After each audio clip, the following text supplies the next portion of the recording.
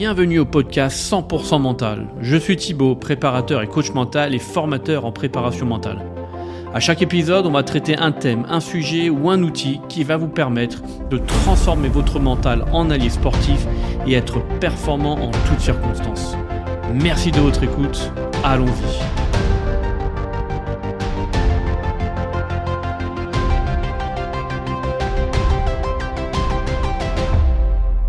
Bonjour à toutes et à tous, bienvenue et je vais commencer par vous souhaiter une très belle année 2024. J'espère que vous avez passé de très belles fêtes de fin d'année, que tout s'est bien passé et que vous avez bien profité. Donc en fait le podcast d'aujourd'hui qui va être un peu plus court, c'est c'est moi qui vais vous faire mon bilan de mon année 2023 et vous présenter mes objectifs 2024. Pourquoi faire ça ? Parce que dans le précédent podcast, je vous ai présenté ce qu'il fallait faire, comment il fallait le faire plutôt, pas ce qu'il fallait faire, mais comment il fallait le faire. À travers les différents épisodes précédents, c'était toujours un peu ça, comment il faut faire, quels outils, etc. Et là, c'est de les mettre en application pour vous montrer que c'est pas si compliqué que ça, à mon sens. Ça peut faire peur, mais au final, c'est pas si compliqué. Et puis, on peut toujours avoir de très belles surprises. Ce qui est un peu le cas pour moi où tout au long de l'année, le début d'année forcément est toujours plein d'espoir et plein de bonne volonté, et puis il y a 2-3 trucs qui signent au début, donc c'est toujours cool. Et arrivé vers la fin d'année, comme j'ai un tableau, je suis un fou de reporting, de tout cadrer par mois, combien j'ai rentré, quelles sont mes dépenses, quel est mon, etc., et avoir tout en détail. Je suis un grand malade là-dessus. J'ai des gros tableaux Excel que je regarde très régulièrement, enfin au moins une fois par semaine. Et en fait, vers la fin d'année, octobre-novembre, et là, surtout novembre, je commençais un peu à stresser, me dire, mais en fait, j'ai fait une année de merde. Et que c'est pas fou, j'arrive toujours pas à avancer, j'arrive pas à décoller, j'arrive pas à franchir un palier, j'arrive pas à passer à l'étape suivante, etc. Ce qui fait que ça a un peu plombé cette fin d'année. Et quand j'ai fait le bilan, en fait j'ai eu de très belles surprises, donc je voulais les partager. Et voilà, je vais vous faire ça un peu dans le détail, le mieux possible. Donc mon bilan d'entreprise, je fais toujours en 2 parties. C'est ce que je fais à travers mes coachings et ce que je vous disais à vous, c'est qu'est-ce que j'ai bien fait et qu'est-ce que j'aurais pu faire différemment. Donc qu'est-ce que j'ai bien fait, c'est que mon chiffre d'affaires est en hausse parce que j'ai eu de nouveaux clients en préparation mentale, donc ça c'est cool. J'ai beaucoup plus c'est la première année où j'ai autant de prestations en entreprise, donc intervenir en entreprise, soit pour de la cohésion d'équipe, soit pour partager les outils de la préparation mentale. Donc c'est nouveau pour moi et c'est ce que j'ai envie de développer, donc c'est génial, je suis très content. Et aussi le côté formation que je voulais développer, je m'étais mis des objectifs un peu élevés peut-être, que je n'ai pas remplis, mais avec du recul, j'ai eu 3 sessions de formation, qui est une première pour moi, que je fais moi-même en visio, et ça a bien fonctionné. C'est un chiffre qui est en train de se développer, qui part de zéro, donc forcément dès qu'on en a une, ça se développe, mais c'est plutôt cool.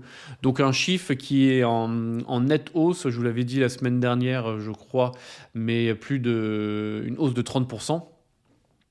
Donc ça, franchement, je suis content. Les dépenses aussi sont en baisse. Mes dépenses sont en baisse, pas énorme, mais quand même moins 5%. Donc je suis assez content là-dessus. C'est que j'ai encore optimisé, parce que je trouvais que l'année 2022, les dépenses étaient trop élevées. Donc ça c'est cool. Je projette encore en 2024 de les diminuer un peu, donc voilà. Et peut-être une de mes grandes fiertés ou le côté le plus positif pour moi de cette année 2023, c'est tout con, hein, mais c'est ce podcast. Pourquoi ? Parce que ce podcast, j'ai ça en tête depuis 1 an, je crois.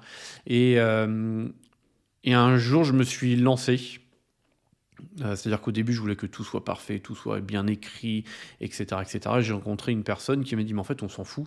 Et si justement, tout le but de ton podcast, c'est que c'est pas écrit et que tu vas à ta sauce, dans tous les sens s'il le faut, mais que ça représente ta personnalité. Je trouvais ça canon. J'ai trouvé ça canon parce que j'aime bien le côté, où les choses sont bien organisées, carrées, donc il y a un cadre et j'aime bien, sortir un peu de ce cadre de temps en temps pour montrer que, bah, je suis, l'éternel rebelle et que j'aime bien aller à l'encontre des règles et ben, ouais, c'est ce que j'ai fait et ça m'a permis d'aller, bah, d'aller «surmonter mes peurs» entre guillemets. Ouais, surmonter mes peurs, de dire, bah, je vais parler, de moi, de mes outils, de mon expertise, de ma manière de voir les choses, de ma manière de voir la préparation mentale et de le mettre sur une plateforme, enfin plusieurs plateformes et de le communiquer, de le partager et bah, on n'est jamais à l'abri de quoi que ce soit, hein, du succès, de l'échec, des commentaires négatifs, de retours négatifs et en fait, j'ai fait ça donc en septembre, ça va faire 4 mois. Je suis à quasi, un peu plus de 1 500, écoutes, ce qui est fou pour moi. Je suis à 9 épisodes, je crois, ce qui est fou pour moi et j'ai des retours, plus que positifs donc voilà, c'est peut-être ça ma plus grande, fierté de cette année 2023, c'est que je suis allé au-delà de mes peurs. J'ai surmonté mes peurs pour, publier ce podcast et toujours, continuer à être, on va dire le plus assidu, possible, le plus régulier possible et pour publier ça toutes les 2 semaines. Donc en fait, c'est une très, très belle leçon pour moi. C'est peut-être le point le plus positif, le point plus plus de cette année 2023, c'est que, bah, que je m'écoute, que je fasse abstraction de mes peurs, enfin que je comment dire? J'écoute mes peurs parce que c'est important. Mais qu'elles ne me paralysent pas, qu'elles ne me freinent pas, que je continue à avancer tout en les écoutant, parce qu'elles font toujours partie de moi. Donc c'est peut-être ça ma plus grande fierté et que je vais, capitaliser dessus pour cette année 2024. Hem et donc les points améliorés, c'est que, quelque part, je me suis laissé un peu trop guider par mes peurs. Donc c'est un peu contradictoire, par rapport au dernier point que je viens de dire. Mais pourquoi? C'est parce qu'il y a pas que le podcast que j'avais en idée, il y en avait, 2-3 autres et je les ai jamais mises, en place ou du moins je mets beaucoup, beaucoup de temps parce que ces peurs-là me ralentissent. Donc soit je mets beaucoup de temps, soit je le fais pas du tout parce que ces peurs me ralentissent et j'écoute trop ma peur en me disant: «Qu'est-ce qui va se passer si ça marche pas?» et tout comment dire? En préparation mentale, ce qui est un métier de l'accompagnement, où on est un peu, à s'exposer, surtout que moi je communique en mon nom, d'autres c'est avec une entreprise, mais moi c'est en mon nom. C'était un parti pris, que j'ai eu depuis le début. Hem J'ai toujours eu peur et je l'ai toujours un peu, c'est que quand je dis quelque chose, quand j'explique un outil, un concept ou quelque chose, où je donne mon point de vue et ben, quand on dit que je suis pas d'accord ou c'est pas bien et ben, il faut que j'apprenne à dire, on n'est pas en train de dire que Thibaut Nil, moi-même, je suis nul. On est en train de dire que cette approche ou cet outil, est nul. Et tout le monde a le droit de dire que c'est nul, hein. Il y a des gens qui vont adhérer, d'autres pas du tout. Mais c'est pas personnel. C'est pas moi Thibaut Nil qui suis une pompe à vélo, qui suis nul, c'est pas du tout ça. Donc c'est ça que je vais devoir, j'aurais dû faire différemment en 2023 et que je vais m'efforcer à faire, tout au long de cette, année 2024 et ça rejoint le deuxième point, que j'aurais pu faire différemment, qui est communiquer sur moi et la préparation mentale. J'aurais dû communiquer un peu plus, mais j'avais beaucoup de mal à le faire, encore une fois par cette peur du jugement ou du regard de l'autre. Donc c'est des choses que j'ai commencé à faire, où je me suis lancé en septembre-octobre et que j'essaie de faire très, très régulièrement aussi. Donc donc c'est ça que je vais faire un peu différemment, pour cette année 2024 et ça est la transition, parfaite pour mes objectifs. Donc je me suis fixé 2 objectifs pour cette année 2024. Le premier, c'est continuer ce podcast parce que, j'ai tendance à dire: «Tiens, c'est cool, ça marche bien» et après être à court d'idées et je laisse ça tomber. Donc dès qu'il y a cette difficulté, je peux dire: «Allez, non, j'ai plus envie» ou «C'est trop difficile», je lâche. Donc, continuer ce podcast au même rythme, c'est-à-dire toutes les 2 semaines et en ajoutant des contenus un peu différents, nouveaux, toujours sur le même thème, mais de manière un peu différente. Donc j'ai des choses qui vont se mettre en place, très, très rapidement. Vous allez voir, dès le prochain podcast, c'est bon, il y aura du nouveau contenu. Mais il va falloir que je sois, mon objectif, c'est de garder cette, assiduité tout au long de l'année 2024. Donc ça, c'est le premier objectif. Et le deuxième objectif, c'est de trouver... alors pas de trouver, c'est travailler sur comment je vais pouvoir proposer la préparation mentale d'une manière un peu différente. Et surtout, cette manière différente pour qu'elle soit... essayer de la rendre plus accessible. Donc j'ai déjà l'idée, et une fois que c'est en ligne et que c'est prêt, eh ben, je vous le dirai. Je vous partagerai ça avec grand, grand plaisir. Donc ce sont mes deux objectifs. Un, c'est continuer ce podcast sur le même rythme avec des contenus un peu différents, complémentaires. Et deuxièmement, c'est travailler sur une nouvelle ou une manière complémentaire de proposer la préparation mentale pour que ça réponde à plus de besoins et quelque part que ça le rende beaucoup plus accessible. Donc voilà, je vous ai tout partagé. Donc maintenant, l'idée aussi, c'est vous dire comment je me suis fixé cela, pourquoi, etc. Et bien tout simplement, pour rappeler les outils que je vous ai présentés sur les objectifs court et long terme, je reprends le côté long terme, le pourquoi. Pourquoi je fais ce métier, qu'est-ce que je veux en faire, pas ma raison de vie ou ma mission de vie, mais... pourquoi je fais ce métier-là? Donc garder cet objectif en tête et pour arriver à cet objectif final, quelles sont les étapes pour y arriver? Et c'est ce que j'ai utilisé, la technique SMART qu'on avait vue, la technique SMART pour faire des étapes, des objectifs ou des étapes qui soient quantifiables, qui soient précis, mesurables, atteignables, réalistes et surtout avec une temporalité. Donc voilà, fin d'année, etc. Donc... ce sont les outils que j'ai utilisés et ensuite le côté réalisable, c'est ça pour moi le plus important. Pour moi, Thibonil, parce que je sais que c'est ma faiblesse là-dessus. Ce sont des objectifs réalisables, c'est-à-dire que je suis en capacité d'y arriver et je sais qu'il y a un but et que ça va me permettre d'atteindre mon objectif final. Ça va me demander de l'effort, c'est sûr. Ça va me demander beaucoup, beaucoup d'efforts, c'est sûr. Beaucoup de travail, c'est sûr. Mais ça va être surmontable. Je vais y arriver à la fois mentalement et émotionnellement. C'est pas quelque chose qui va me bloquer et autres. Donc ça, pour moi, c'était très, très important de me le dire quelque part. Voilà. Donc, vous, par exemple, une des premières résolutions, objectifs, c'est de quelque chose de très simple, c'est que vous allez réécouter tous les épisodes de la première saison de cette première année. Voilà, ça peut tout simplement ça. Hein. Bon, on va pas se mentir, un peu d'auto-promo, ça fait jamais de mal à qui que ce soit. Mais voilà, c'est l'idée, encore une fois. C'est que tout ce que je vous propose, c'est ce que j'utilise avec mes clients au quotidien. C'est ce que j'utilise avec moi, qui porte ses fruits, encore une fois, parce que mes revenus augmentent, les dépenses, j'arrive à les baisser, etc. Je trouve de nouveaux projets, j'arrive à me les cadrer, à me lancer. Et, voilà, tout est, entre guillemets, car il y a un cadre.